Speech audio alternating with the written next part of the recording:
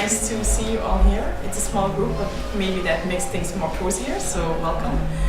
So as Manon already mentioned, my name is Dorothy. I work at the Institute of Tropical Medicine as HIV prevention worker.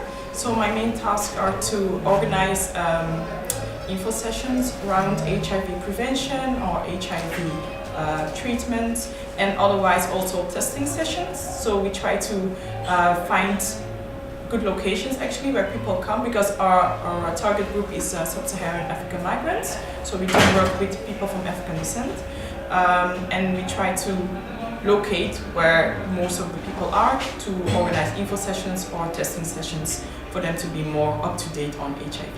So that's my thing. Then of course my colleague, Dr. Lazar, but I guess he's going to introduce himself. Okay, good evening. I'm Lazar Mangakuda.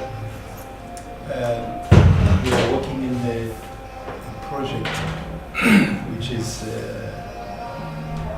we use the name HIV SAM, meaning HIV for Sub-Saharan African migrants. We will hear about SAM, it's a Sub-Saharan African migrants. It's a project which is funded by the French government. So we target only African migrants, so we will show you why. And I'm happy that Mano has invited us for this evening to share about what we have done or what we have got as information from our communities related to HIV. Attached to stigma and the discrimination. So I hope you will be participating and contributing, because at the end of our presentation we would like to discuss about how can we really reduce this stigma of African migrants, but it's everywhere. We are talking about a Sub-Saharan African migrants just because we are working with it, but we have information also that it is everywhere. It's in Africa, it's in Europe, it is in Asia, it is in America, everywhere. So thank you, man, for the invitation. Thank you also for you for coming to this seminar, presentation. I might want to add, because so after Dr. Lazar will present the results and some things that he did on HIV stigma, we'll be going into some interaction with you guys. We chose the way of Mentimeter, so that means you'll be able to vote, give your input through it. But since the group is also very small, please don't feel shy to also, I think, just raise your hand and comment as well. But anyway, we will be voting. But for the voting system, that means you should have internet on your phone. If you have 3G, 4G, and you don't mind switching it on, feel free to do that. If not, I think there's access to Wi-Fi as well, but that will come a little bit later. But just so you know.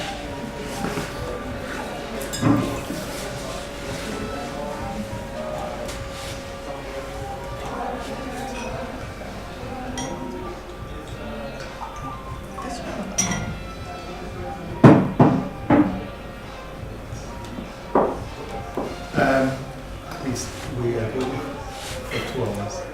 Yes. Yes? Everyone is aware of it? Okay.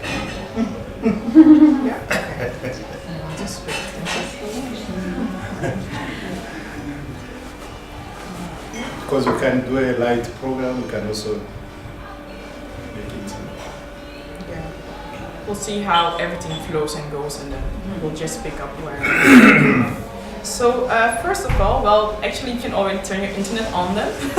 So feel free to get your phone.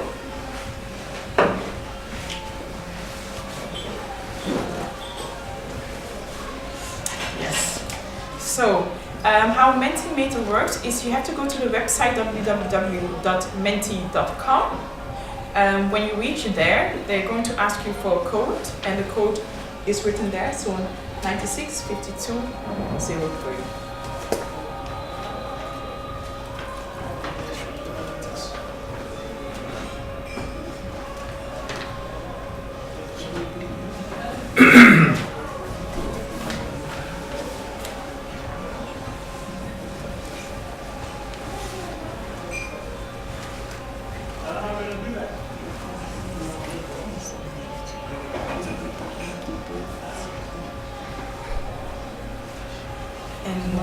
when you reach there, you should find this as first question. I want to try myself to double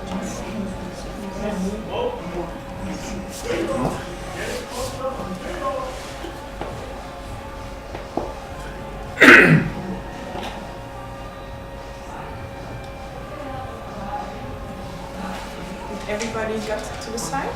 Yeah?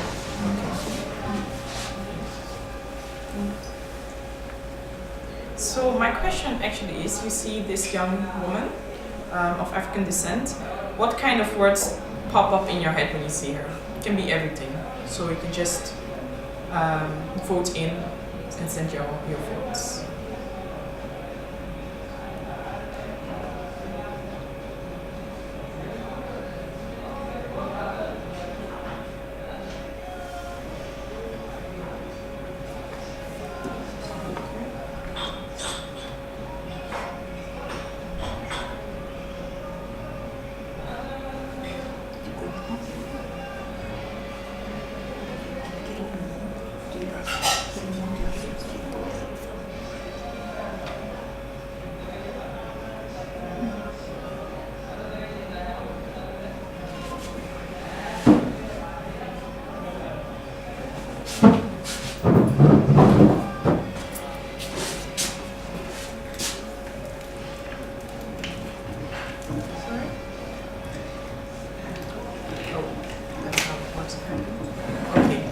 So the words that were sent in, you can find them here a lot, or maybe the most beautiful, young, confident, African descent, outgoing, hip, fun. So these are the words that we associate with this young lady, which is fine. And of course, that's how our brain works. We see someone, we have our first impressions, and that's just how it goes.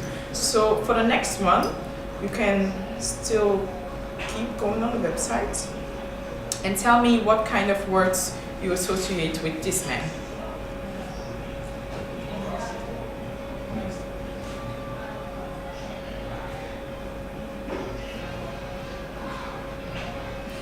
And you can be honest, of course. There's no censorship here.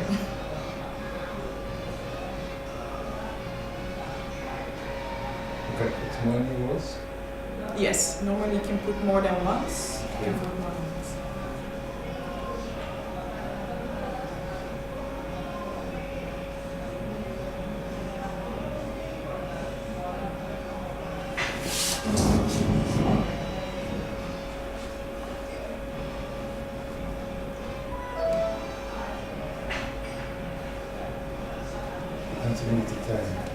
No, until I say stop.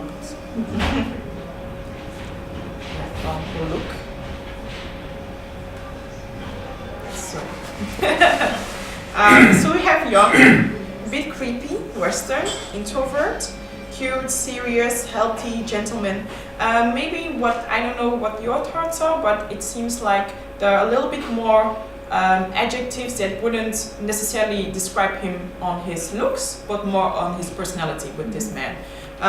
So, which is also fine. Maybe if somebody feels already okay to say why he looks kind of introvert. It doesn't have to be the person who voted, but is there a reason? Is it his posture, or he doesn't look directly in the camera? He doesn't look directly in the camera. Okay. Okay. Serious, handsome. Okay. Well, it's funny, a little bit creepy and a little bit handsome. So all is possible. Okay. Well, we're going to do the same thing, but then for this lady.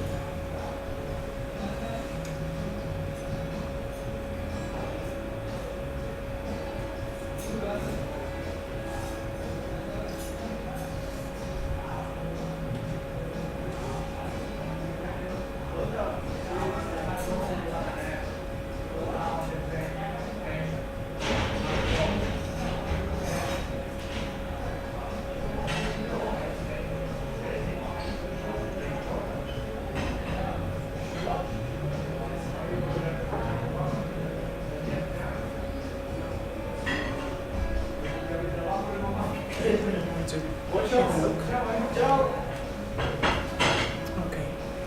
Happy, beautiful, good mommy, pension, shining, life experience, cheerful, So yeah, I would think that she's old. Yeah.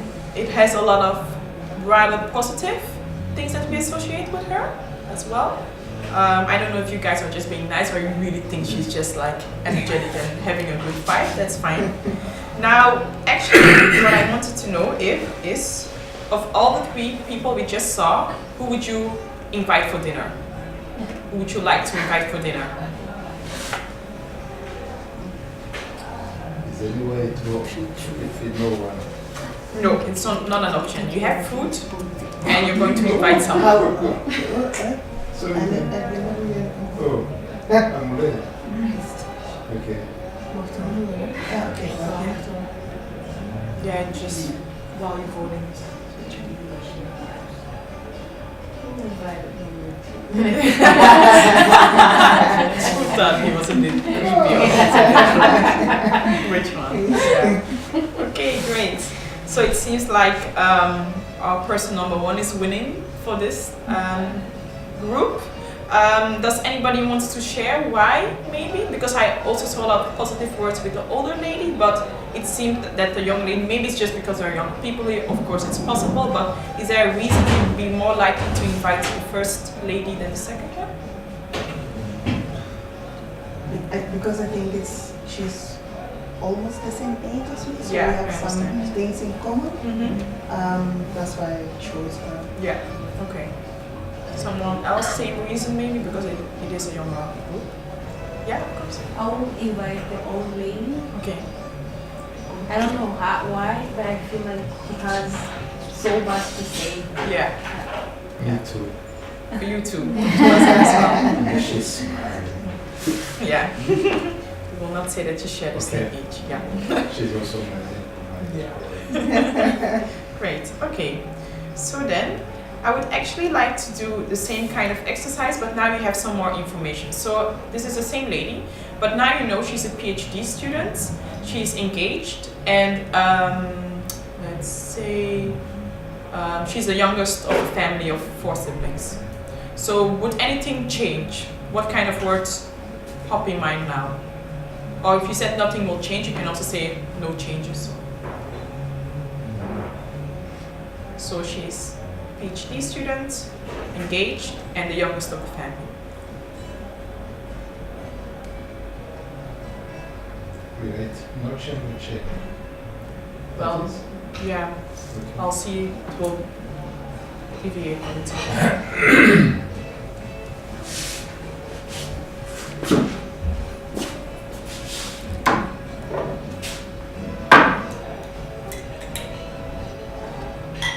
Okay. So, ambitious, no change. Disciplined, committed, spontaneous peace. Spontaneous peace sign? Is that correct? I don't know spontaneous peace sign. Right. Sign. Oh, okay. Yeah. I think so. Yeah, I'm the not peace sure. sign. Okay, I get it. Yeah. Got her life figured out, goal-oriented approval. Maybe I don't really know what's meant with approval. Oh yeah. Because she's the youngest, but already engaged, getting her PhD. Yeah. Okay. So Okay. maybe she needs to prove something. She needs to prove something. Yeah, that she feels that she Oh, needs to. under pressure maybe Yeah. or so to okay, no. So now with the information that we got, of course our image maybe changes a little bit. Maybe we thought first she was more like fun and outgoing. Now she's more serious, hardworking. So our image just changed, which is also of course just how we work. Second person, more information. He lives with his partner, he's unemployed, and he has a criminal record. Maybe the instincts were right, but so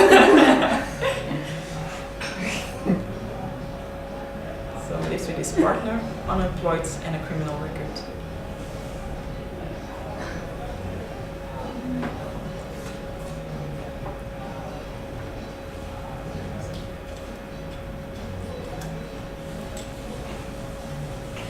What is the question there?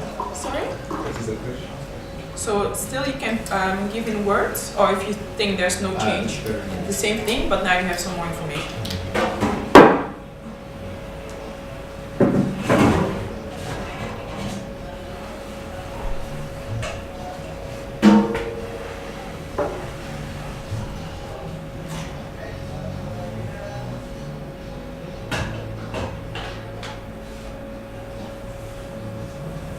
Three votes.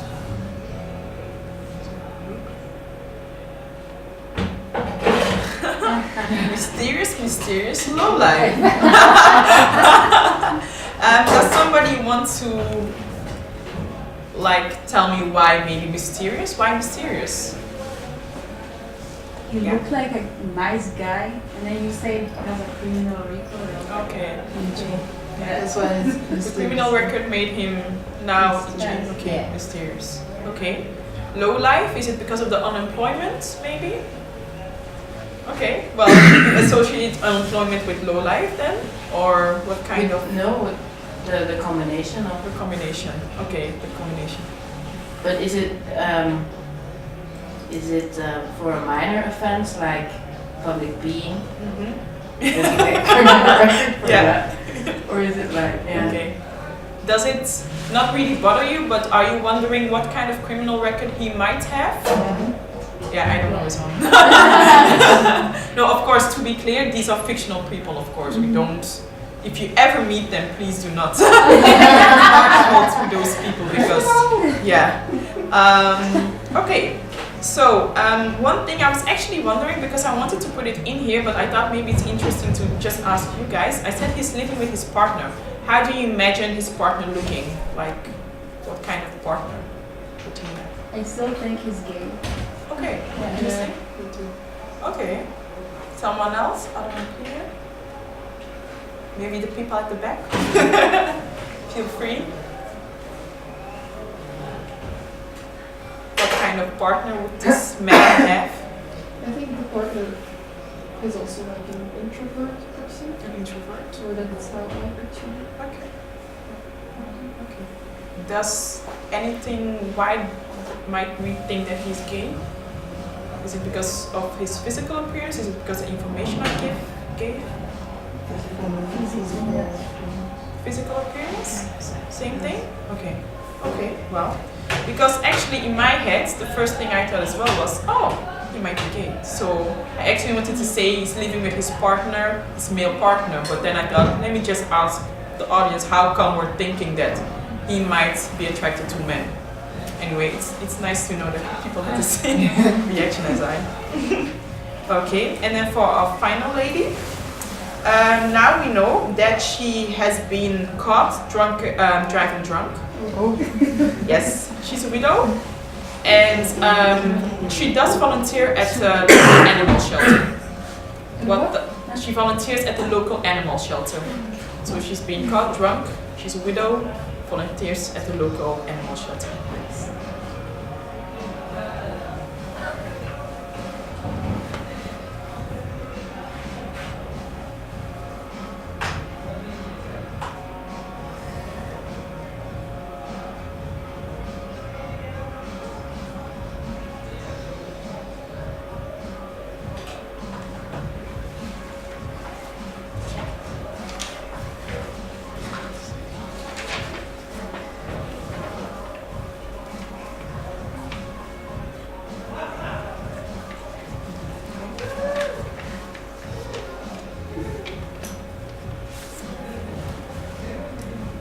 No change? Fake? Seriously? Or is it maybe combined with something? Whoa? Manic depressive? Okay, well, I think for me, I have the feeling that she changed the hardest in mind because she went from life experienced and looking friendly to potentially being fake, even having mental issues, maybe. How come, what kind of information that I gave you guys made that change, or maybe no change, because I see no change as well. The lady still seems as friendly to you, or?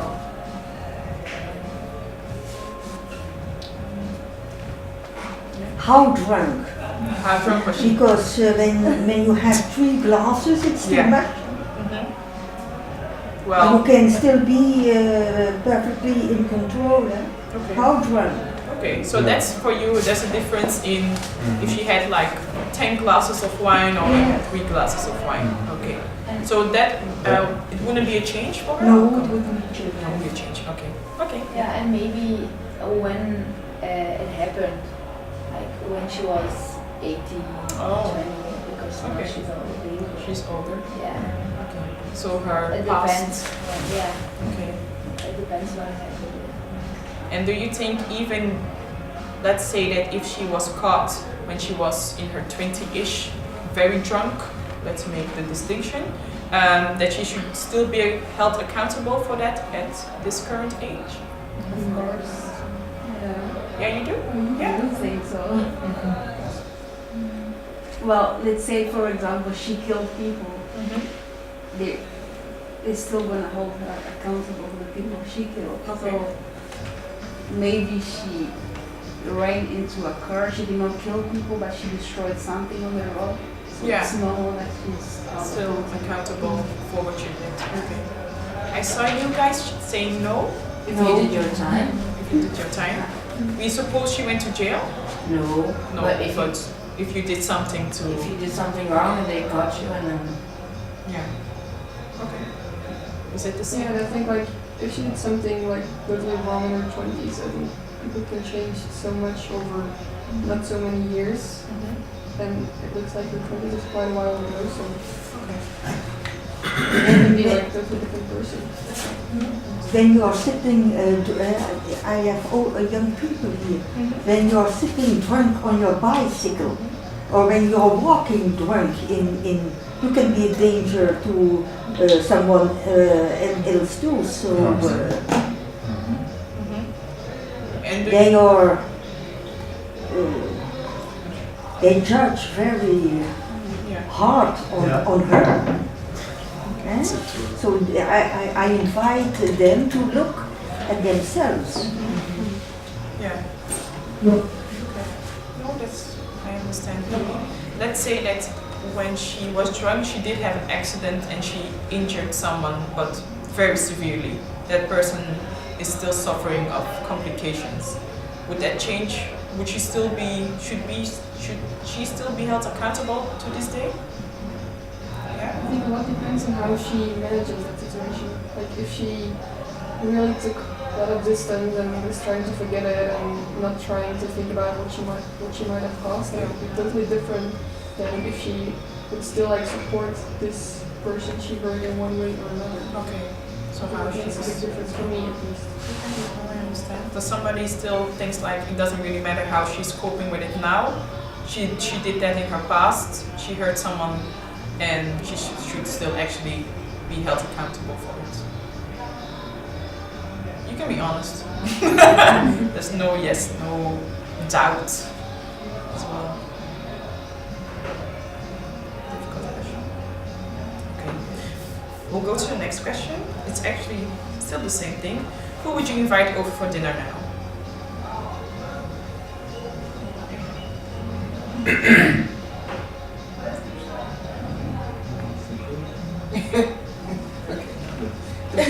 Yeah, I see some.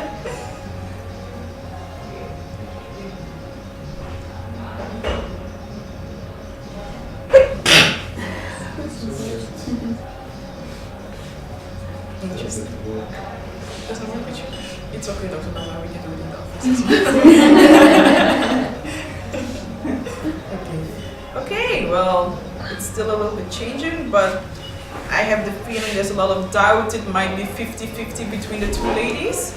How come the first lady, like, isn't really so much interesting anymore to invite over? Or why did you possibly switch between the people? Yeah, I think the first lady is still interesting, and for me personally has become more interesting than I thought she was before. Like, I'm very curious to know the story of the first lady, so that's why I would invite It's a her. story.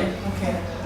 Yeah. And I really felt sorry for her because I think she's a reader. Yes. She's maybe lonely. She wants somebody to talk to or to also tell a story or something. So that's why I would just invite her out of curiosity of what she has to say. So even though she she was caught drunk, driving drunk, and she might have injured someone, you would still want to invite that person over and maybe just have a small talk with that person. well,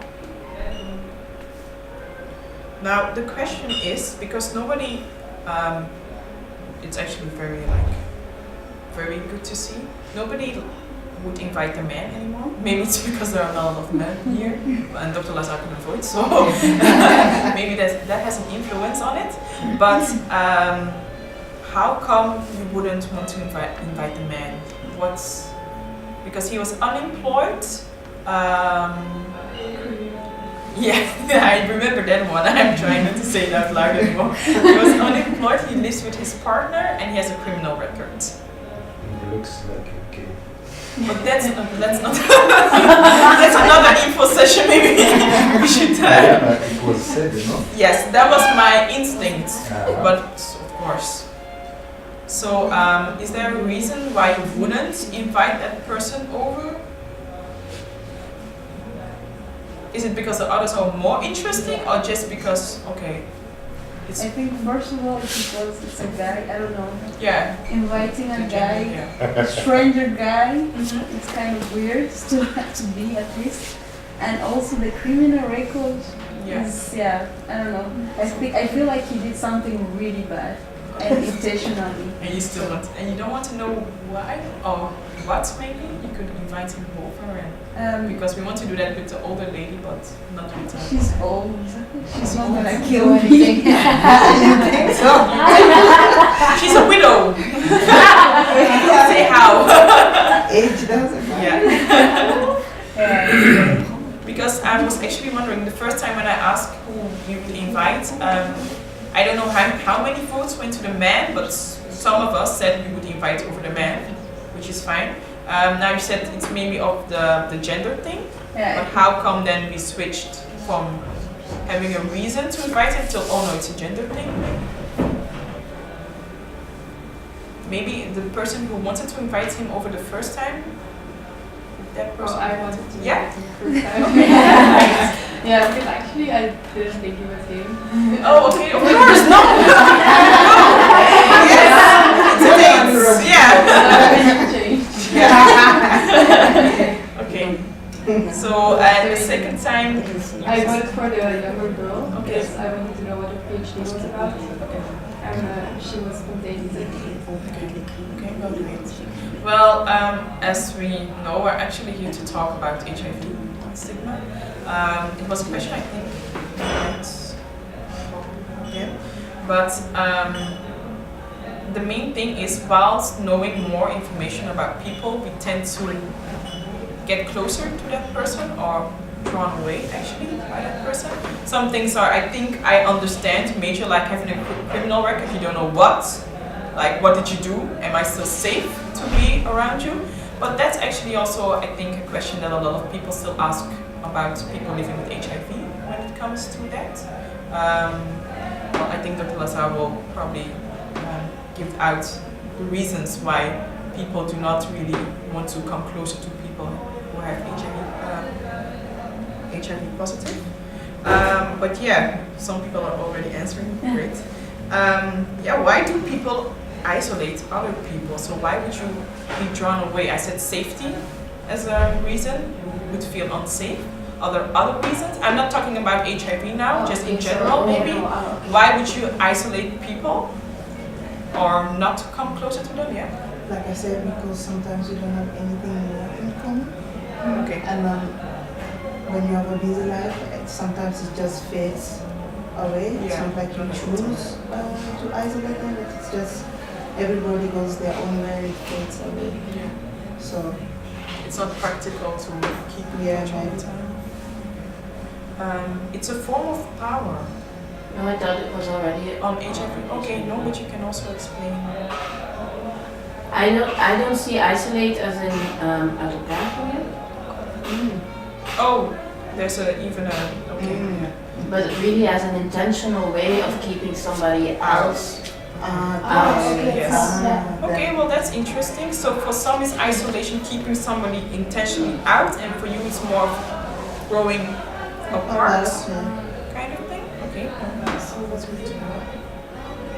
We can say both. Because she's African, is that the reason for isolating, I think, the first person then, based on HIV, or what was the thinking process with that answer?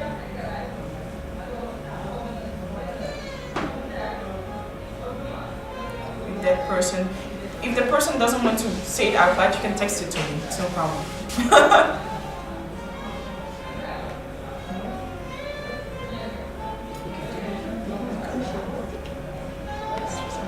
Okay, well, I'm going to now create the results, and now, that's not what I wanted.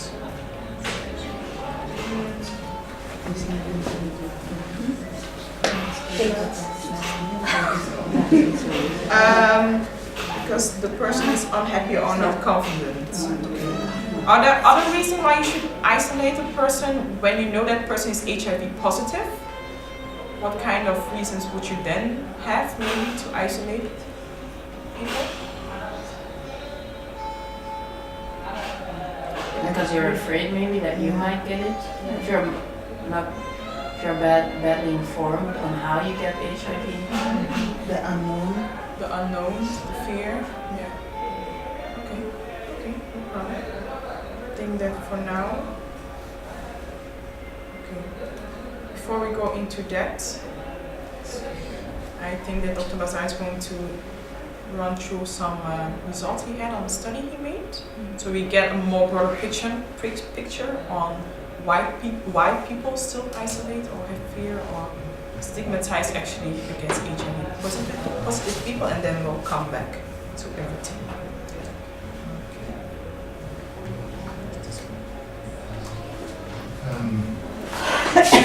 Already what I noticed from this discussion is that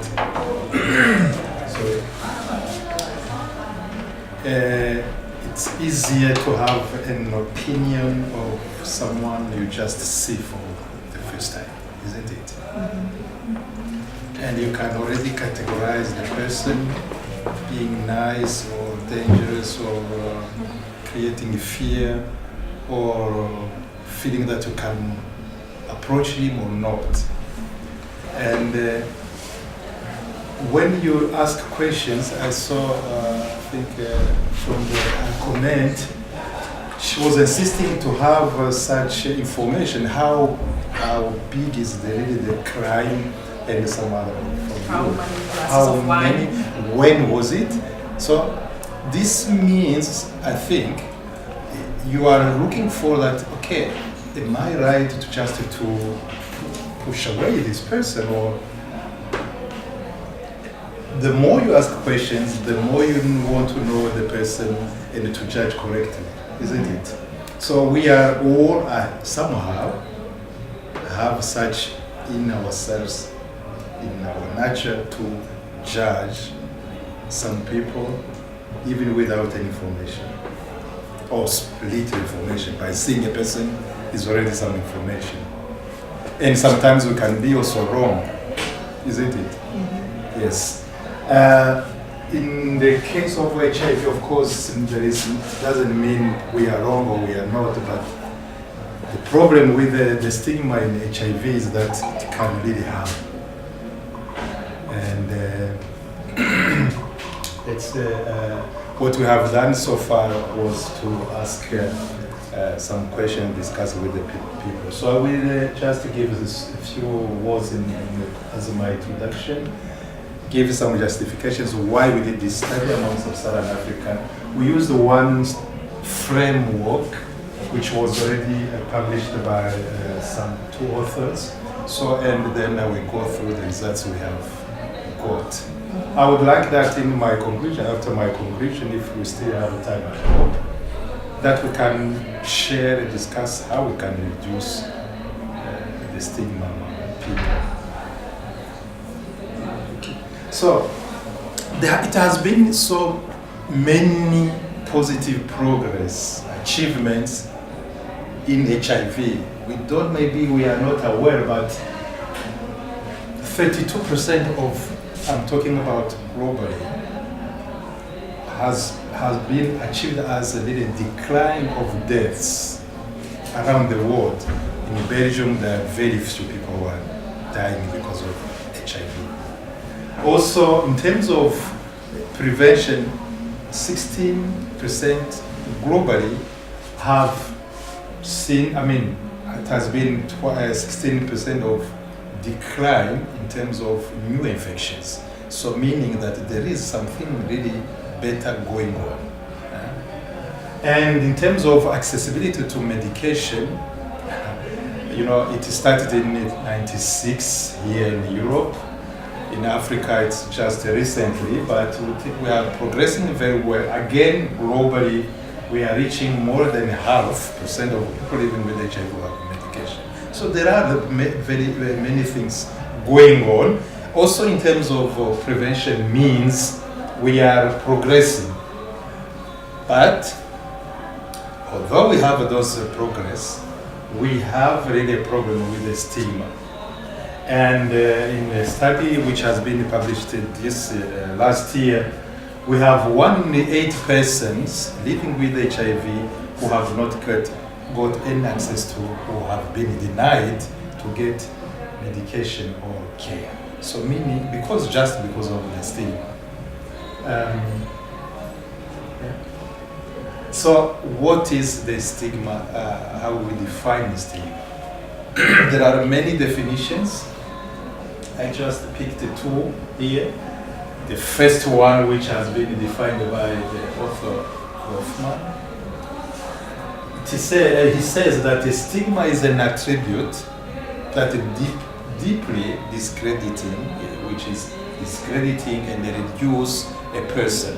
Really, the person is not anymore considered as a human.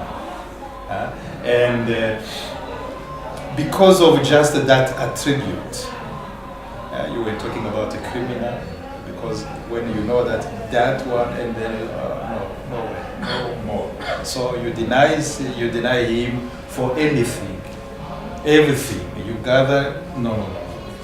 And the UNAIDS, which is responsible for HIV in the world, he says HIV-related stigma refers to the negative beliefs, feelings, and attitudes toward people living with HIV, groups associated with them, like families.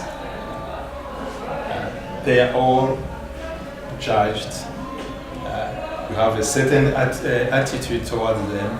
You have some feelings toward them. You have some beliefs that you categorize them. And also the discrimination, sometimes we link the 2 words, refers to the unfair and unjust treatment.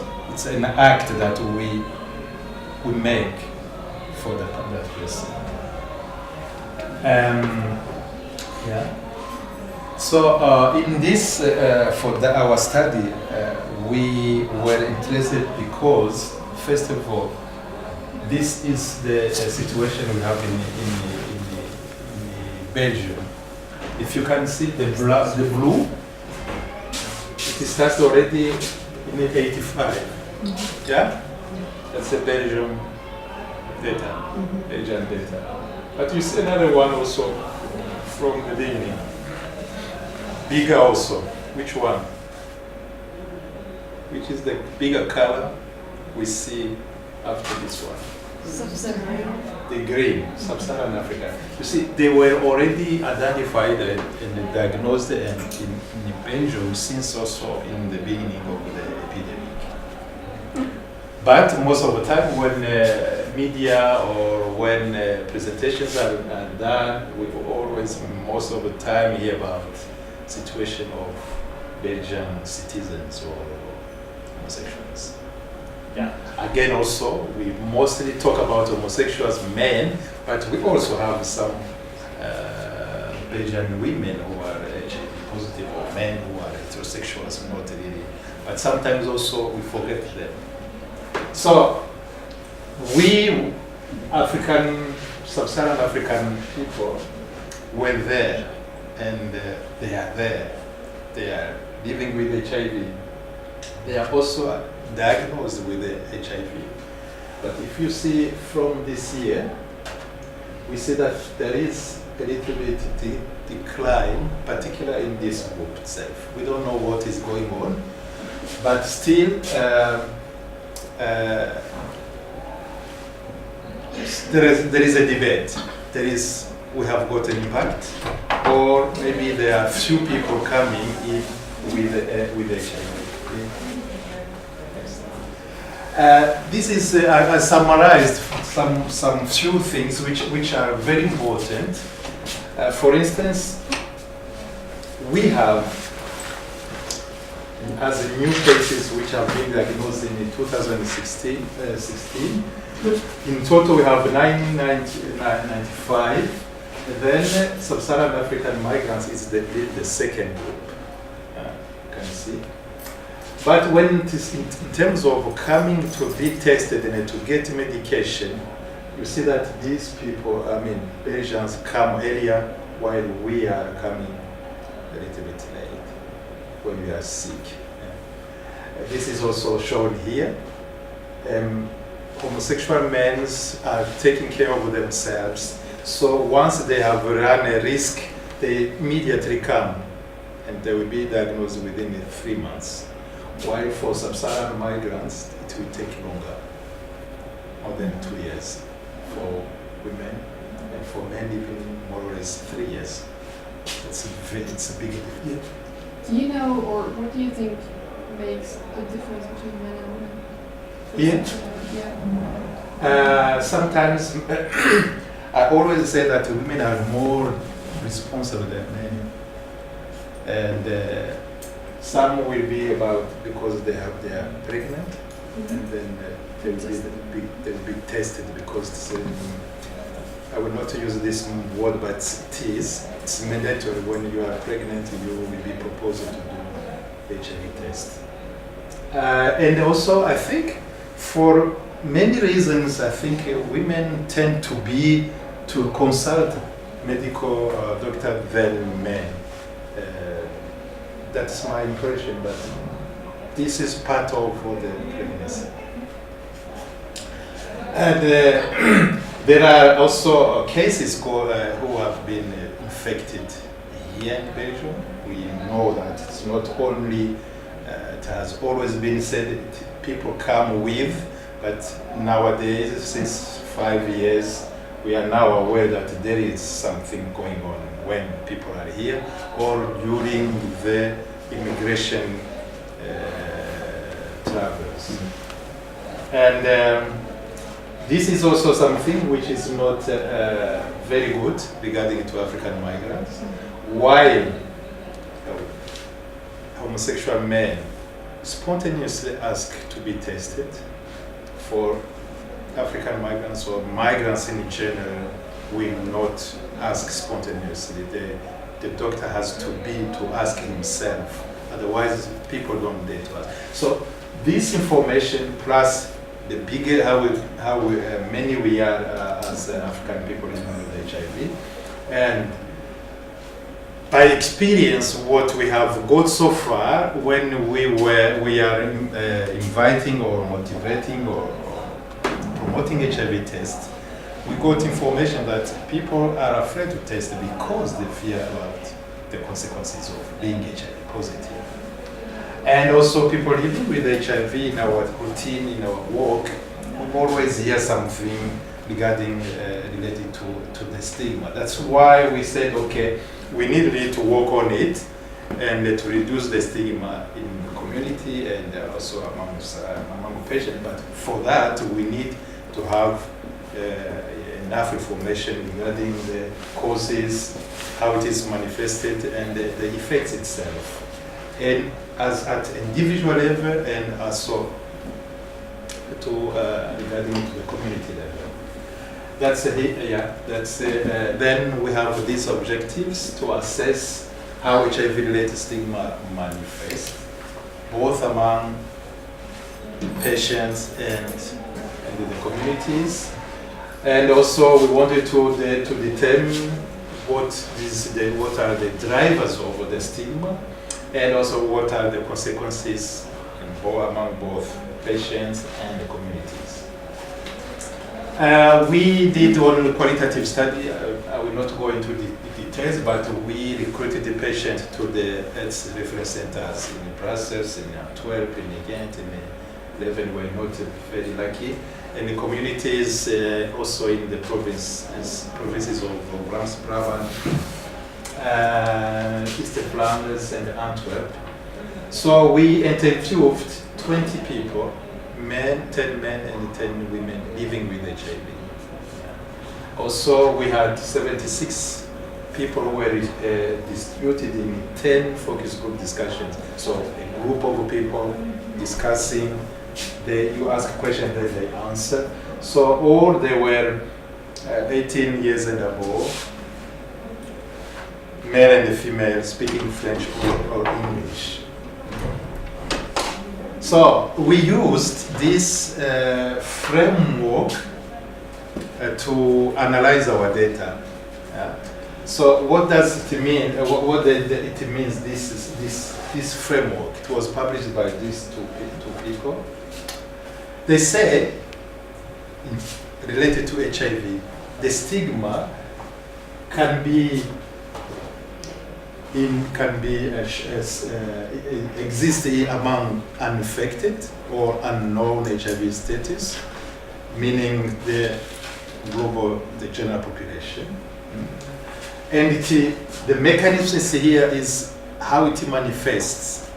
So in the communities, it will be manifested by the prejudice, so meaning that people have a fear of the people living with HIV or HIV. The stereotypes, these are some beliefs and misconceptions that people have, and also they discriminate. This was said by these two authors. And this then gives the consequences. People will take a distance from people living with HIV. They will not go for testing. They also support some policy which are discriminatory. That is how they frame this. And there is interaction between these consequences. When people living with HIV then come here, in their life they will notice that they are discriminated. This enacted means discriminated. They are victims of a stigma or discrimination. But also, as a stigma, they will anticipate. For instance, they know that they are not welcome in some gatherings, so they will anticipate. Instead of coming in this meeting, I know that I will not be welcome, so better that I don't go. And internalize the stigma means you feel a little bad by knowing that you are HIV positive. It's hard, and you always think about it, and you are even shame. You feel bad that you are victim, or at the same time you condemn yourself. This is what they call internalizing, and that is also very bad for patients when you still think about it, condemn yourself, and it gives us the consequences, mental health problem, because you are thinking about it every time. You don't go for the social support. You don't really look for some help, and because of this, some people will develop the disease even when they are taking medication, or they don't take medication at all. This is what, and because of this also, because the attitude and the behavior and the health of the people living with HIV are known, all these, so it will also influence the attitude again of the communities. So people will feel again, have power, she was talking about power again to discriminate, and develop some stereotypes or some beliefs. So these are the description of the communities we interviewed. They were from Central Africa, East Africa, West Africa, well educated, secondary school accomplished and high school accomplished. They are really, they have more 14 years and 13 years in Belgium. And for patients, it's more or less the same. We recruited them from these regions, but we didn't choose, of course, we proposed them. They also have many years also living here in Belgium. What is here to notice is that there are some people living with HIV who don't have insurance, health insurance, which is really complicated. They get medication, but they don't have. That means actually that they do not have a legal status. That's the translation. If you can always interrupt me. Yes. So, when were people diagnosed? This is also interesting from our group. Four women were diagnosed in Belgium, 8 women. Country of origin, more women. And elsewhere, don't know exactly where. But the reasons for the overdiagnosis, they said that it was about a checkup.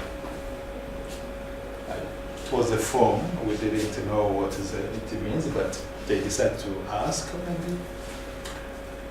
Something which mainly happens is this one, the sickness, when they are sick, most of the time.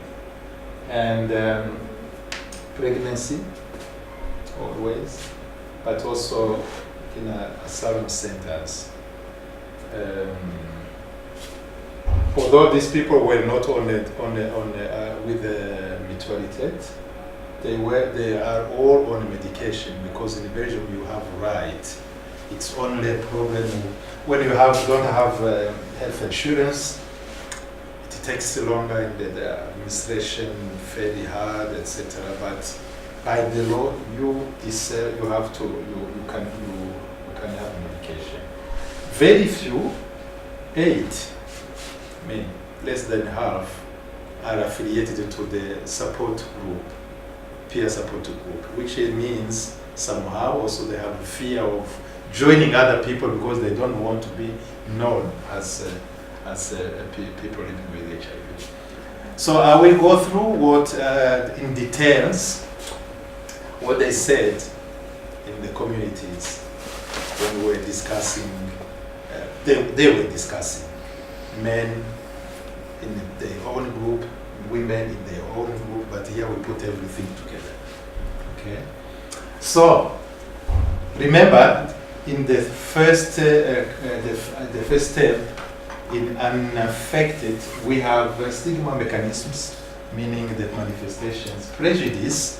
People have said that HIV is contagious, we know, but for them, it means really you have to, it creates fear of HIV, naturally, but the problem is that they also have a fear of people living with HIV. Do you find this normal? Having fear of HIV, that it's contagious, it's okay. But do you have to be afraid also of the person living with HIV? So it's a difference between having a fear of HIV and being afraid of me because I have HIV. You see? But also they said it's a killer infection. It was. Nowadays it's not anymore. But we still have this information in our mind. So these are the stereotypes, the beliefs that people from the communities have regarding HIV and HIV positive people. HIV's acquisition is from promiscuity, prostitution, meaning that someone who is HIV positive is a prostitute. So, and condemnation already, they deceive being sick as well being stigmatized. What do you think? Harsh. Cursed by parents. They have bad conditions, useless, and the first to die. This was before in the 80s, but we nowadays, particularly here, of course, they said also sometimes they refer to what they know from Africa. And this is also something which was very hard to know. They said people living with HIV have intention to spread the HIV. Therefore, they are considered as really criminals. And also as I yeah. have a question, sorry. I was wondering, these stereotypes, did you find them because people you interviewed who are living with HIV, or These are said by the group. in the focus group? Yeah, in the People living with focus HIV, they say this is what I heard from other people. No, for the people living with HIV, we will get them how they The focus group was HIV negative. Oh. yes, sorry, Yeah. I didn't say. Once I'm talking about communities or focus group discussion, it means in brackets that they are unaffected. Okay. Yeah. So as a discrimination act, they pose, they reject, and also they exclude. Like this quote: "You should not go near this person, and you should not shake her hand, because you will also get the contamination. Get contaminated." This is true. Okay. So who would be stigmatizing people living with HIV the most? We got a good quote here. They are not informed about the subject, and they never want to sit at a table and try to learn something about HIV. That makes it more dangerous. This is a person living with HIV who comments. These are people who live here for 10 or 15 years, but their mindset is like they just came from yesterday. They never change. This is hard also in the community. So it means those who they said the people who are stigmatizing most are adults. Young people are not stigmatizing. They said, and the people who are attached to the traditional culture, less educated, poor knowledge of HIV. Do you agree with it? We'll actually come back to that question later. Okay. Yeah. I don't know how to phrase my question, but you told a lot of migrants don't want to let them checked. They are ashamed. They had perhaps some sexual contacts where they had doubts about, but they don't come to check. Mm-hmm. Mm-hmm. Because they have a fear of if I become positive, HIV positive, by knowing how my friends react when they know someone living with HIV, I will be treated the same way. I will be excluded. People will not talk to me anymore. So better not to know. That's some attitude that people, they have. Better not to know. I actually. But perhaps when you say they spread intentionally the disease. Mm-hmm. Perhaps it starts to come up into their mind because there are a lot of positive men and women who don't know and who have sexual contacts, so they spread. No, actually, it's perhaps this something is that really a wrong judgment they do. It No, doesn't. it's not. It perhaps they think if you don't know, Yeah. you don't know what you transmit. No, they're not talking about these people who don't know, who are afraid. When they talk about the criminals or they are spreading, they are talking about some people, they know they are HIV positive, how they know. I will tell you a story which was very, very bad. In 2000, I think, 12 or 14. Some people from, I will not stigmatize them, but from Congolese community came with the idea of writing some names of people.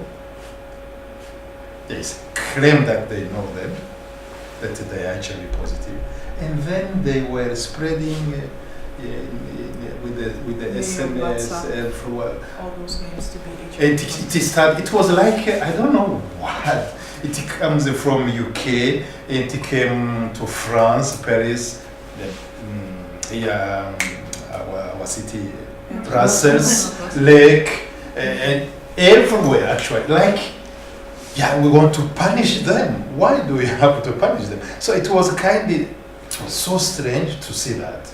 So we are not talking, what you say here is about, they are not criminalizing those people who don't know. They're criminalizing people they know or they suspect. And then we say they are spreading.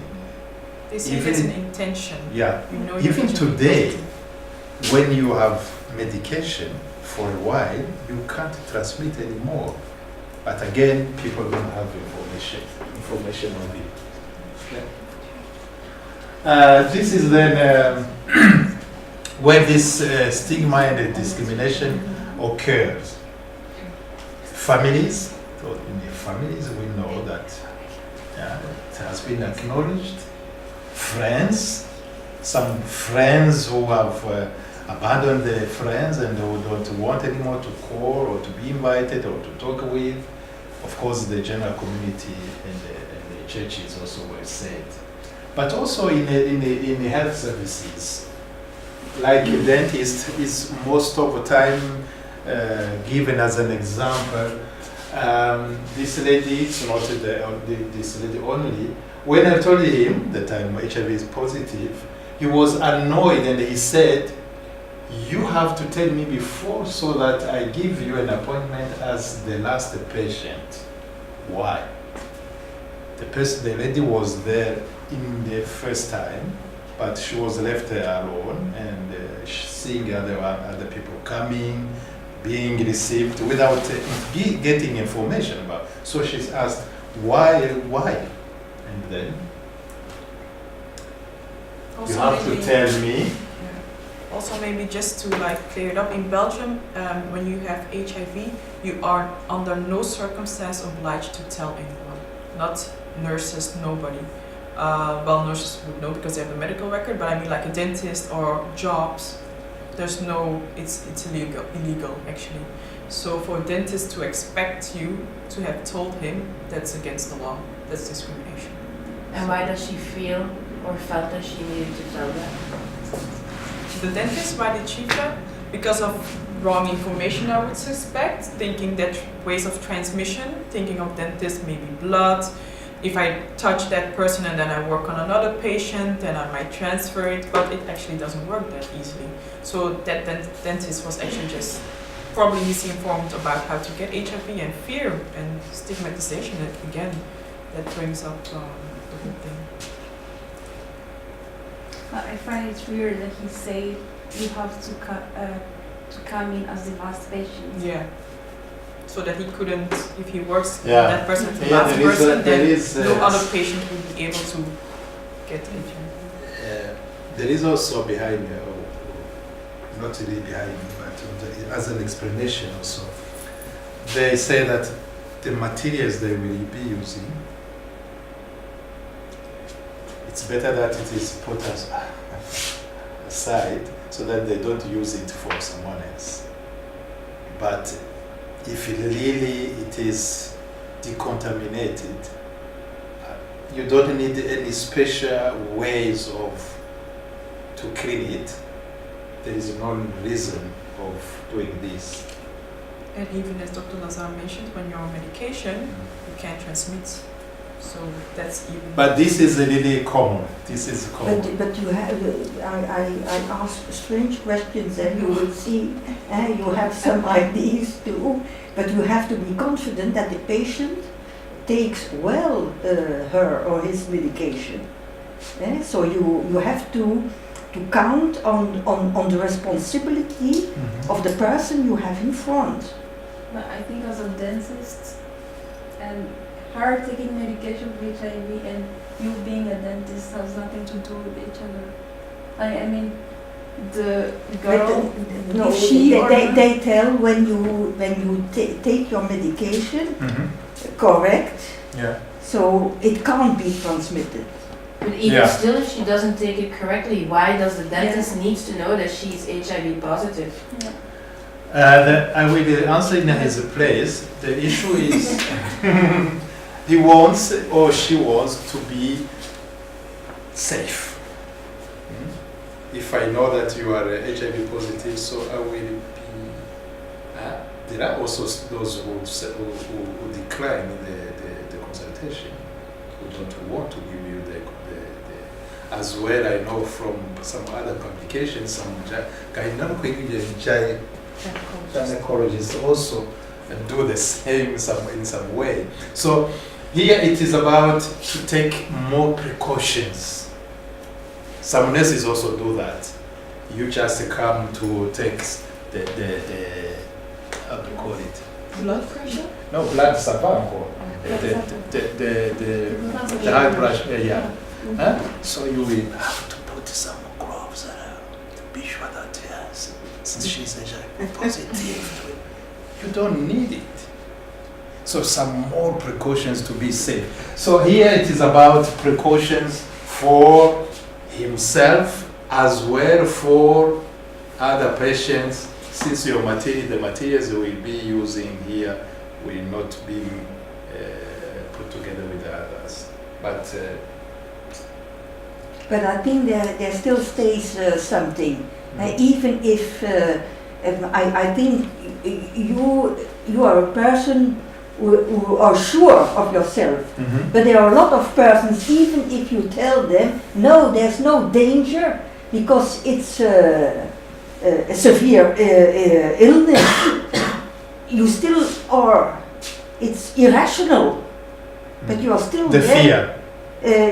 You know it's irrational and still you have fear. Yeah, but as professionals we should not do that.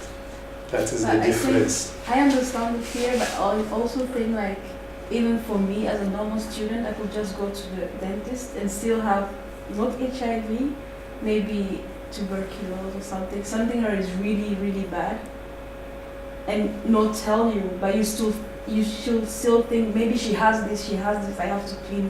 You know, I just think the fact that he said I'm gonna treat you as last, it doesn't make sense to me. If maybe he asked, do you take other medications? Because I'm going to give you this medication, then I will understand why he asked that. Actually, there's some patients that feel the need of talking about it, but to talk to the nurse, to talk to the GP, to talk to The dentist, they also have medical secrecy at the end of the line, so that becomes the same for nurses and doctors. They also have to keep the medical secrecy, but the fact to put the patient as last is something else. Well, that's the reality. Yeah.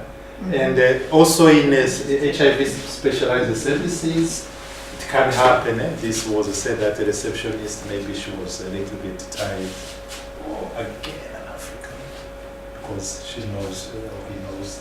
And this is also something which happened inside of the hospital, where you come, you are hospitalized, or you are coming for some tests, and then on your file they put HIV positive, and then they send it your file to someone else, even to the accountant. Isn't that legal in Belgium? We are talking about Belgium. It is. If it's not needed for you to know that kind of information you shouldn't. And who is that information given to in this case? So the sticker and the whole file? The sticker, it comes from one doctor, and it goes to another one, because they are different doctors.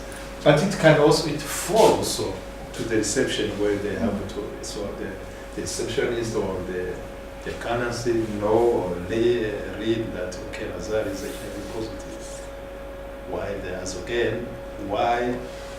Because for some other people we don't have need it. This is also something else.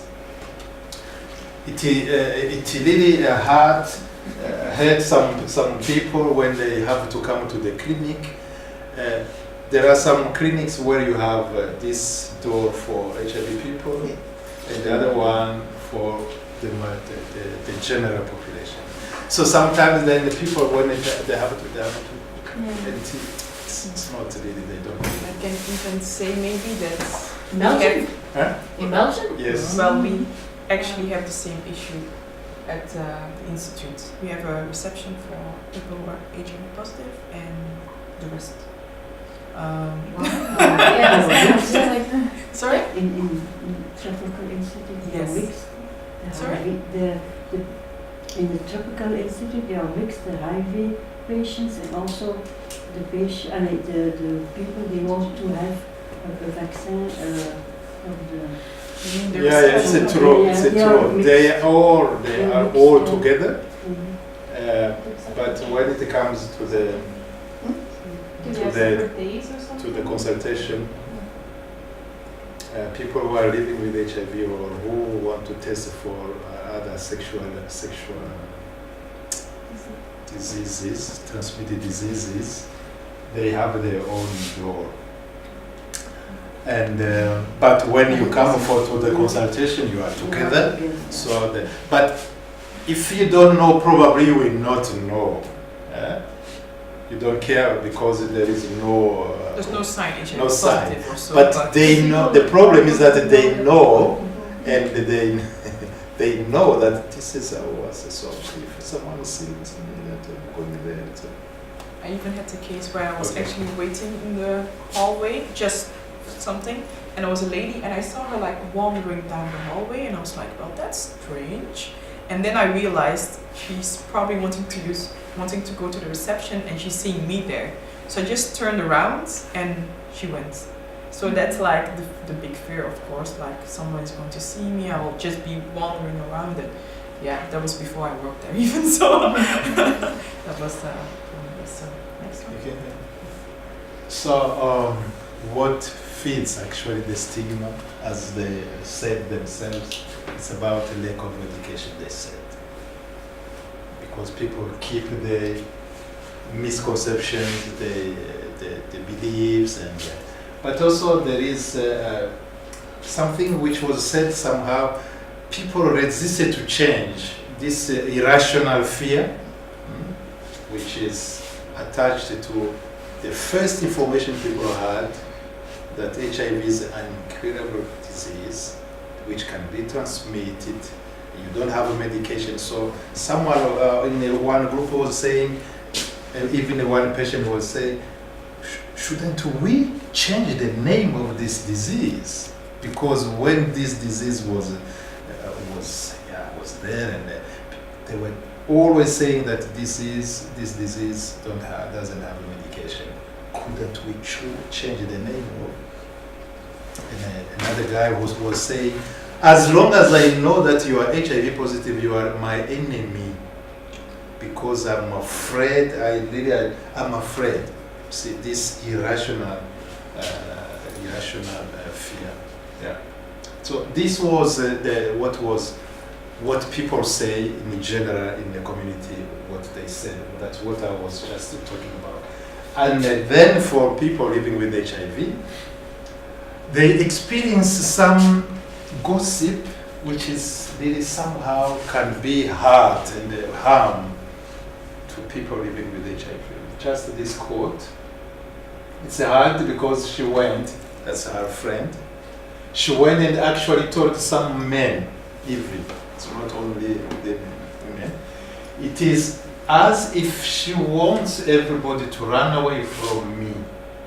So this is intentionally, or I don't know. This is very, very common. They were saying that this is very, very common, the gossip. Not only here, but also it crosses the Europe and it goes to Africa. And then the social and the physical exclusion. There are people who don't have who see the materials gone or thrown away, and no interaction anymore, no call anymore.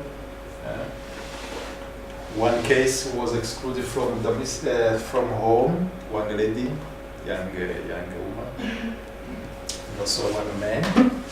Intra-couple violence as well, because you brought it to the first. Most of the time, it will be women who will be blamed, while nobody knows. Sexual discrimination, rejection when the potential partner knows your HIV status, which means sometimes it's really difficult to tell the potential partner. If you say, then he leaves you or she leaves you, and he or she will communicate this status to other people. So it's always hard to. There has been some marriage cancelled because one partner was HIV positive before the marriage, and then forget it. Hard was unkind. Don't approach me. I don't want to get your disease. Please, from you. We don't want. Then you understand that tomorrow you will not come back.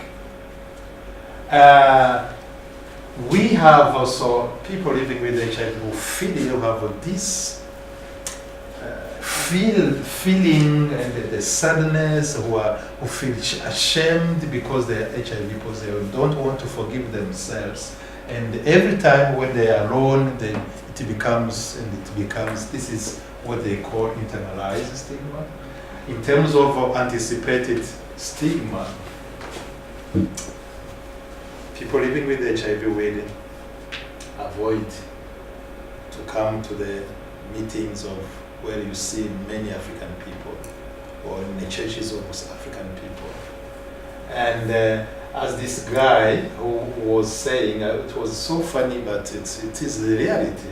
I'm afraid for people in my community, okay, to know I'm HIV positive. So I drive to Brussels. It's from between Brussels, but close to Antwerp, to get my medication. Just to run to Brussels. My social contact with the African community is limited. Most of my friends are white because they believe that white don't talk. They don't gossip. It's true that they say. Or they hide the medication and they take all precautions to avoid any suspicion. That's another reality. When people come to see you, you look where the medication is, you have to put your things away, lock up your papers, everything has to be hidden so that nobody suspects that you are HIV positive. That's hard in life. Yeah. Now, this is the outcome in the community. We have already talked about it, the consequences in the real life. So people will take distance. They know that you are HIV positive. No more. Some people will come, of course, but most of the time they will leave you alone. And something which was discussed. Some people support this mandatory HIV testing, which was imposed by some countries. They were giving even the example of USA. When you want to go there, they were at certain time. Some states imposed to be tested for HIV positive, for HIV. Dubai, they gave the example of Dubai, and something also close to us. Swedish Disease Act, where if you are HIV positive there, you have to disclose and to tell a partner, or can be a sexual partner of the evening, not really for your life. So you have to tell him or her that, sorry, I'm HIV positive. Do you want to go on or not? Because if your partner comes to know that you are HIV positive, you didn't say, you can even be in the court, brought in the court. This is what they call Swedish Disease Act. And do you, as a Swedish person or a Swedish resident, also have to disclose when you're thyroid? So that's a law. It's a law for everyone. And also when you take your medication properly. Yeah. Yeah. But it was a debate about it raised by some people, scientists for public health. Does it make sense?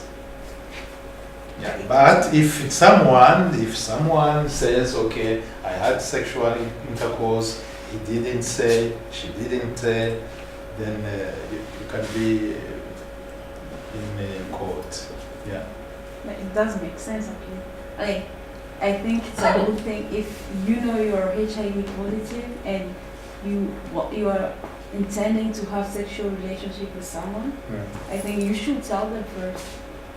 Okay. One of the biggest, I think, It is alive. But I don't see why you shouldn't tell them. That's a good, that's a good. I think you can compare it with having a cold. Like, for example, if you have HIV and you take your medication properly so that you're virally suppressed, then I think it doesn't make sense to tell your sexual partner for that moment, because it's not contagious. But if you're having a cold and then you have sex with someone, the chances that you transmit this cold to your partner are way higher. So then you can also ask, like, does this person have to tell this sexual partner, like, hey, you know what, I have a cold at this moment, so you might be ill like in 2 days from now. That's like a more a real threat, because it's really contagious at that very moment, but like the HIV. Is it true that what the question, even for the most of our patients or people living with HIV, said that some of them said, I always tell to someone once I see him coming, that's mainly the women, coming and approach me and maybe he wants to socialize with me, I said, I'm HIV positive. From the get-go. But these, but these are really women with a really strong character. Yeah. These are some even who are coming in public and say, I'm HIV positive. We need actually also just disclose Yeah. anyway. we just need such people also to promote HIV testing and to show that the person living with HIV is a normal person. You know?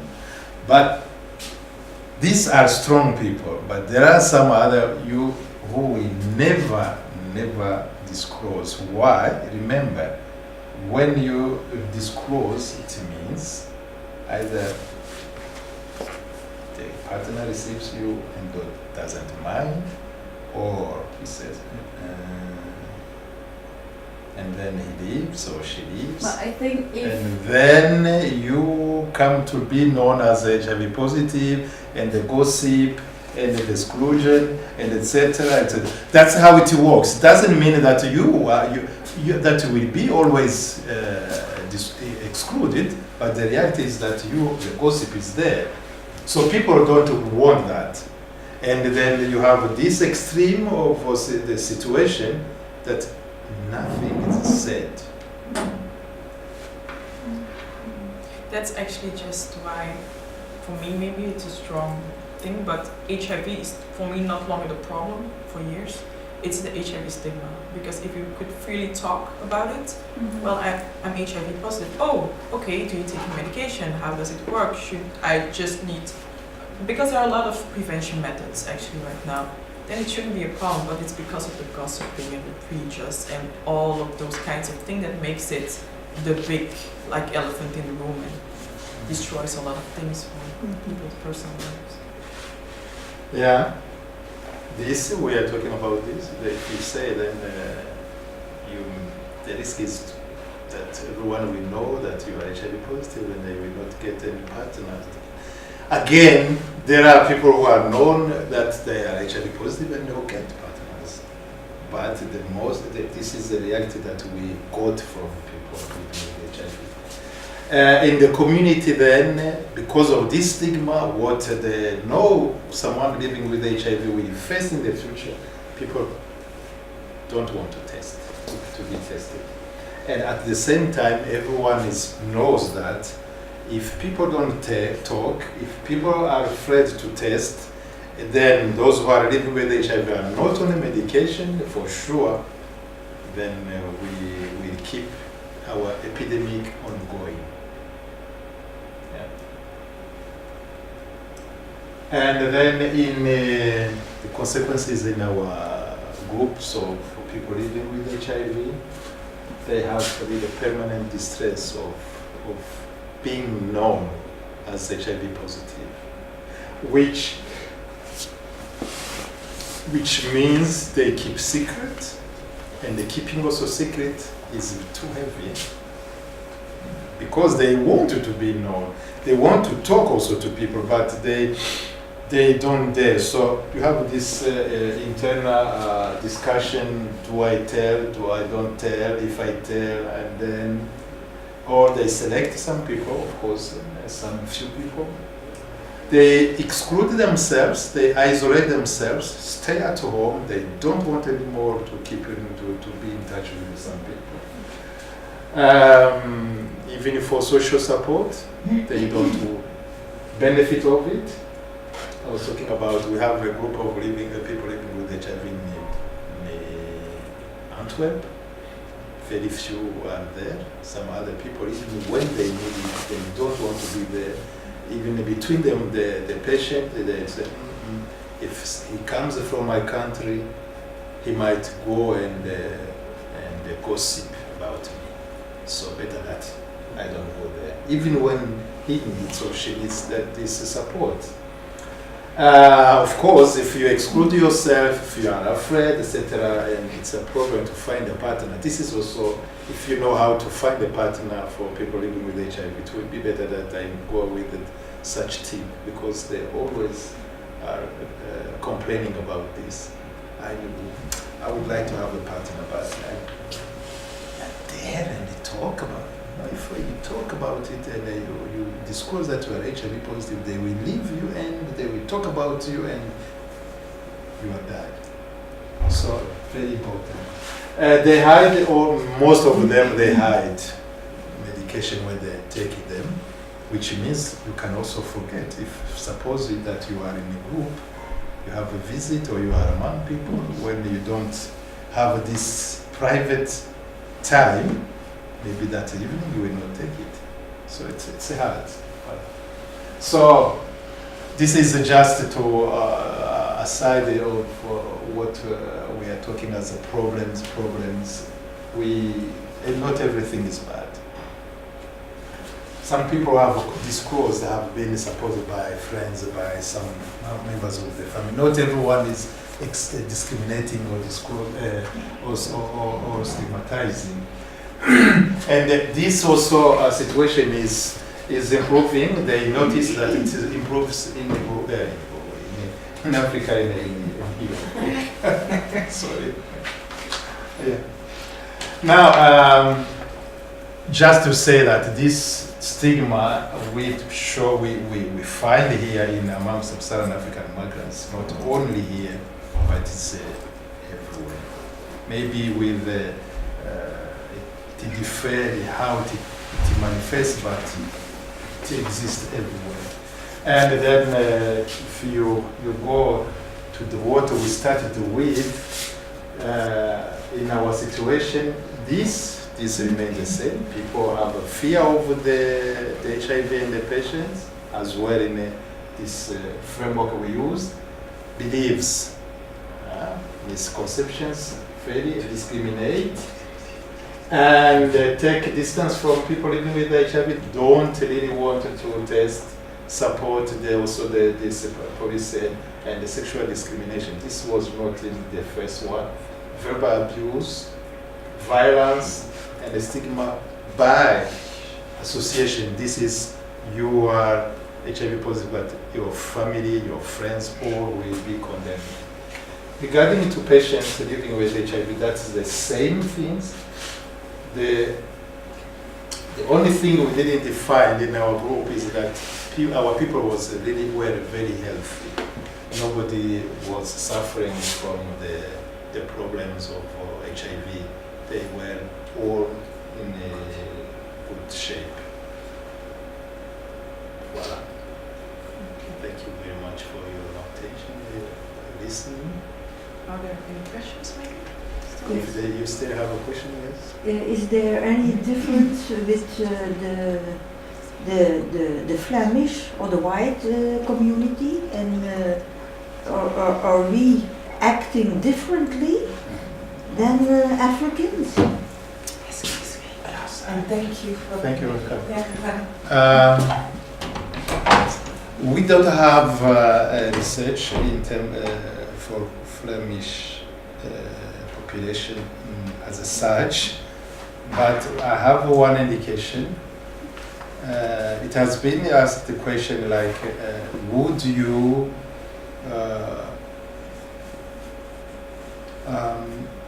you ask a person living with HIV to disclose at your workplace? That question was asked in 2010. It's a study that they do after 5 or 6 years.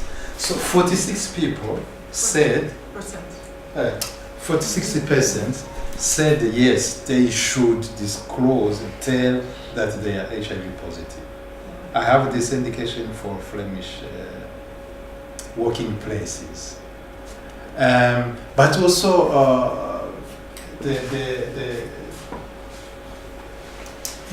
it's not known as, we don't have figures or study at the general population, but we have via media, that is what is égalité des chances or what, equal chances, how do you call it? Which one, the one, if you are abused or you are discriminated, you can report to them. So, voilà. There also we have the report they get a report from some people from Belgian community. But this year there is it's a planned study about stigma among Belgian people. So it will be the study will go with the Flemish people living with HIV. Maybe there we know how they are discriminated or not. But I can already anticipate and say, yes, they must be discriminated, particularly that they are homosexuals first, most of them, and plus HIV. So these are two elements sometimes which bring things, make things complicated. Next year or 2 years after, within 2 years, you will get information about how Belgians behave. I think the difference between the Flemish side and the African side is because, like, speaking from an African background, is because we are taught, we don't talk about sex in our community. It is seen as taboo, and if you get AIDS through sex, then it's like a punishment. So because we don't have that sex education, every time you get a sickness, it's really because you did a really bad thing, so you have to be punished, and then you feel like, okay, this is my punishment, so I cannot talk about it.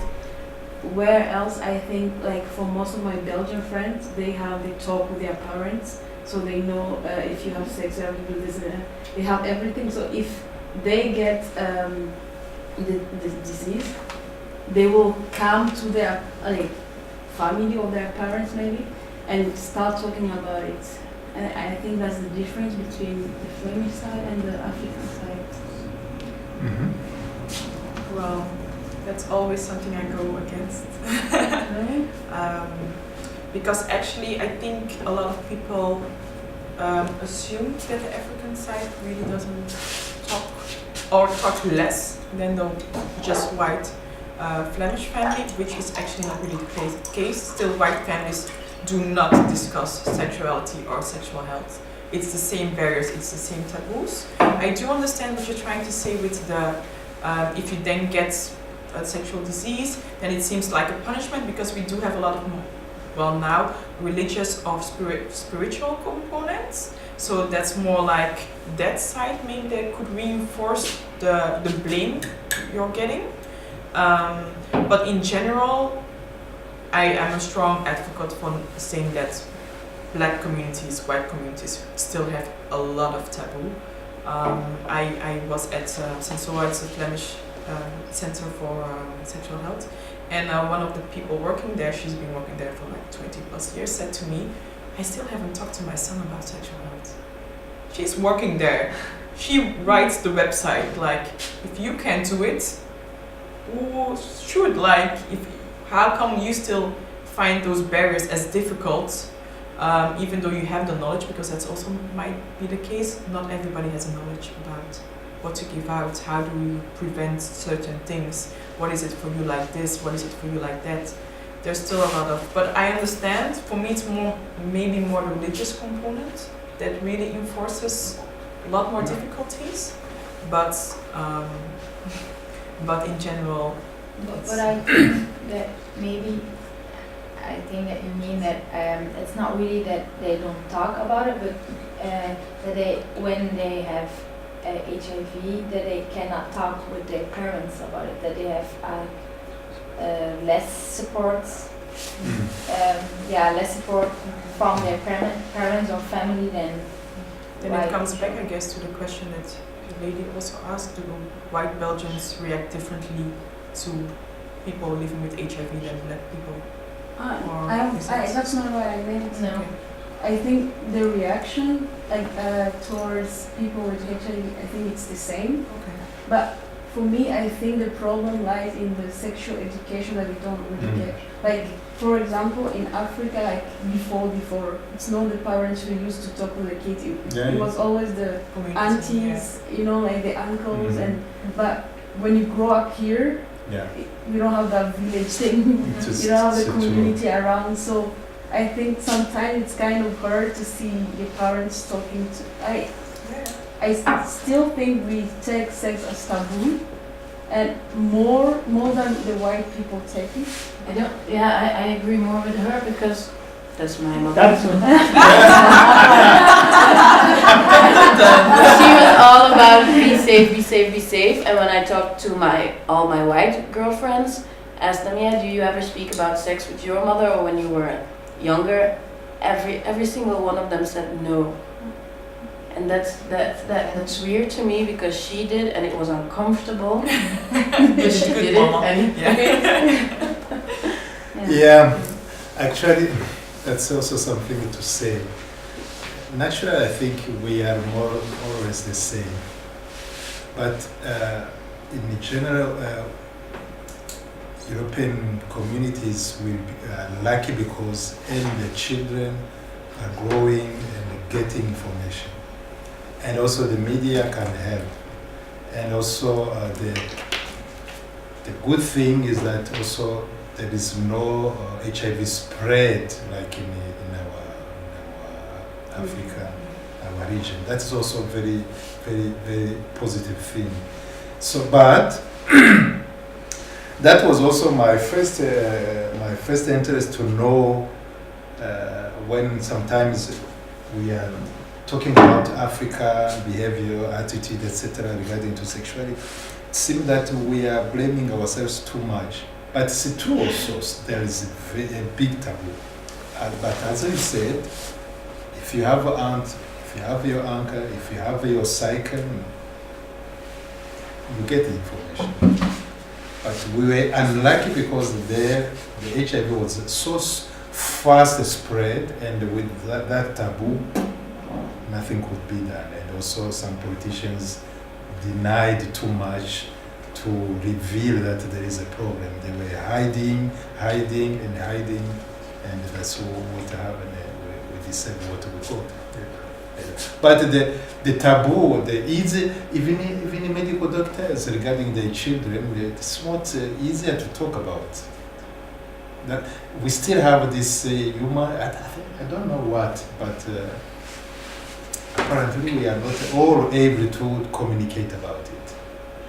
I was also interested to know that at school also that it is easier.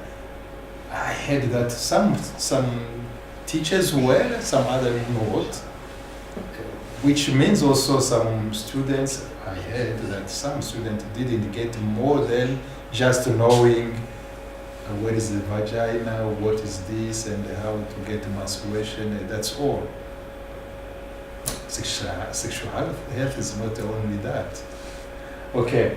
I would like to. But when you, as a mother, as a parent too, it's very difficult, because when you're and in school too, when you're talking about other things than the biological side, you are very much involved yourself, eh? How do you think about your anxiety, what you find wrong? It's all those stuff who's coming in, and it's not easy. It's true. So.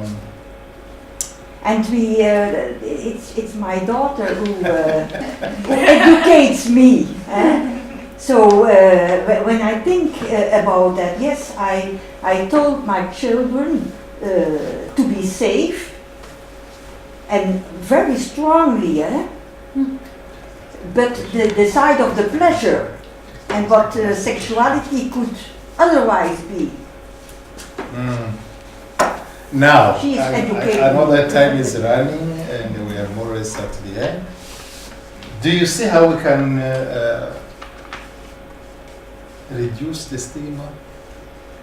What could we do? The undetectable is untransmissible. I think that's the most. If people really know that when someone cannot infect another person, then we already a lot further. You mean giving information? Yeah. And how also bringing it more out. How to prevent it? Yes. Also, not like you say, because I think a lot of people think if she has AIDS and I'm always around her, I might get it. So you're kind of ignorant about it. Maybe we should get more education about it. And the ways it is transmitted. Oh, the way maybe. And bringing it more out there, just more nuanced view of what living with HIV entails and mentalities like. That is like everyone here could be HIV positive, no. Can you now go back to I think education is very important.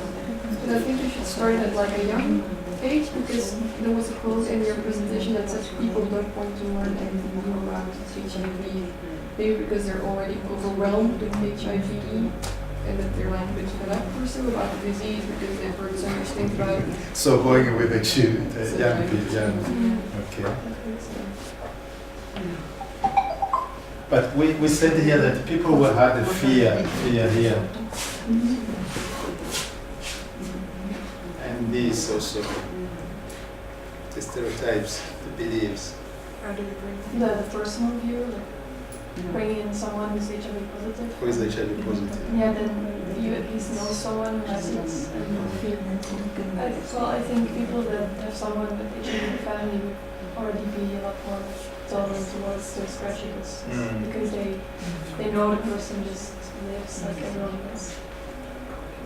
Do you know someone who is HIV? Well, I'm working on my thesis on HIV that I went on an exchange program to Stellenbosch in South Africa. Yeah. And I had some interviews with people who are HIV negative about mostly about the gender balances around HIV.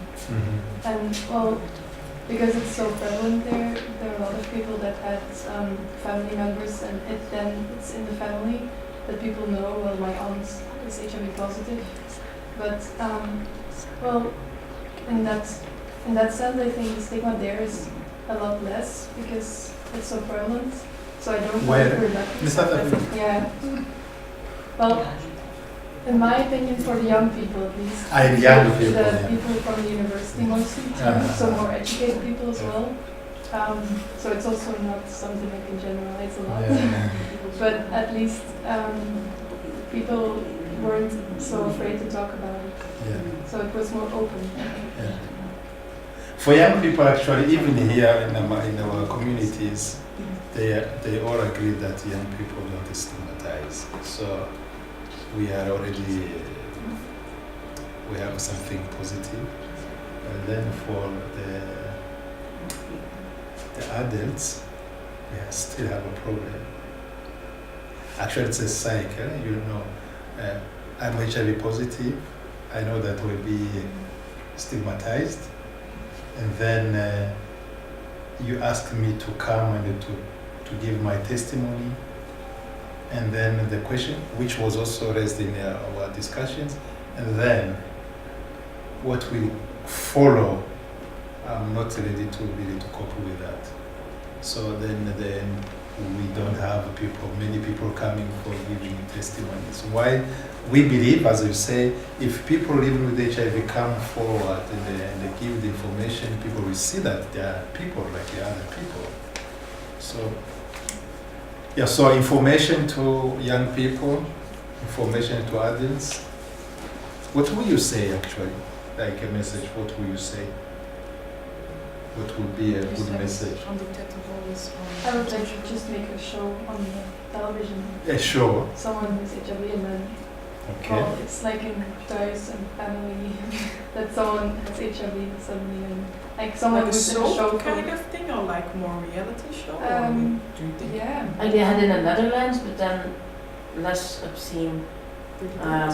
Wordt gebruikt zo, ja, dat seksprogramma zo. Spuiten en slikken. Yeah. Okay, yeah. I'll show him it up.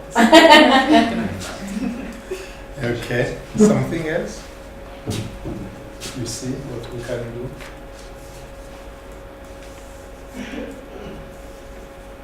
Yeah, I think indeed bringing people in contact with people who are HIV positive with the same concept as having a soul. But then like direct contact between two real people is Yeah. even stronger, I think. And that must be people from the same group, so they can identify them with them. It's just like a person with HIV who is a homosexual, they will say, of course, he has it. This comes They'll still from me. stigmatize or something else Yeah, it maybe. must be someone from the same group, from the same circle. Okay. I'm actually quite curious because, we ran a little bit out of time, but are there people here who know people who are HIV positive? Yeah, we knew, we lived we're still alive at the 80s, yeah. So we had two persons we knew very well, one very close, who died of HIV. Yes. So we lived, and perhaps for me, not at work, but I think there's still, for me there would be a big difficulty if I met a man who says to me, I'm HIV positive. Knowing what I know, there was still this irrational anxiety. I really don't know what I would do with that knowledge. If I would say, yes, I love you enough, no, we go on, or would I say, oh no, that would be too difficult for me. I never will be in my mind relaxed. Yes.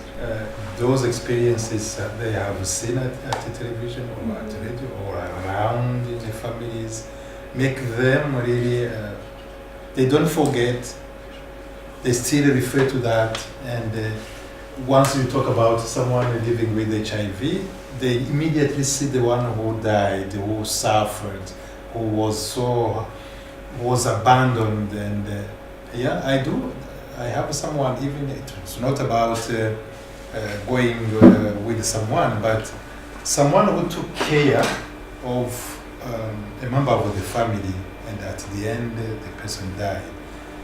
It was so, she loved the person, but nowadays she was saying, oh, I don't know really if I would do the same. I don't know how I would behave. Yet she has done a very good job, and she was proud to have having helped the person. But at the end, she was saying, "I don't know if I would do the same. I don't know what I would do." So, voilà. Fortunately, we don't have the same situation here. People are strong because when you test, you get immediately. You test positive, you get immediately the medication. Then nobody will even notice that you are HIV positive. So that's also a good progress. So, mesdames, messieurs, I think we If there are things you would like to ask, you can always do. You can also give our cards out. You can mail us anytime you'd like. Ja, we hadden graag die presentatie gewild. Okay.